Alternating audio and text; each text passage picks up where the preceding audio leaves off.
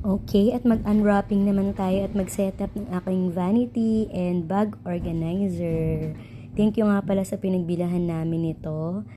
The K&S Furniture sa may Valenzuela. Boundary siya ng Valenzuela and May Kawayan.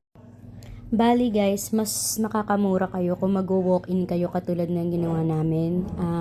Nag-inquire din kasi kami online. Pero yung price kasi sa online, mas mahal siya ng I think 1K to 1.5 kapag online ka nag-order. Pero pag nag-walk-in ka, mas makakatipid ka. So sa amin kasi, yan at saka yung shoe cabinet.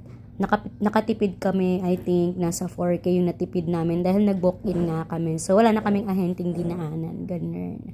So, ayan, na-unwrap ko na yung vanity at isa-isa ko na chinecheck yung mga drawer. Kung wala bang damage, kung okay ba lahat. Yung mga sulok-sulok. And ngayon naman, i-unwrap natin yung bag organizer. So, ayan, for the unwrapping ang mami. Di ako matulungan ni daddy sa part na yan kasi busy din siya sa baba. Meron din siyang ginagawa. So, kailangan independent tayo sa mga ganyan-ganyan. Ito nga lang bag org na to, medyo ano nga lang talaga siya. Kailangan ingatan kasi masalamin.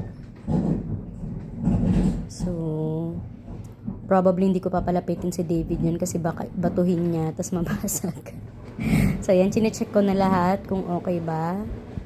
So, all good naman sila. Yan.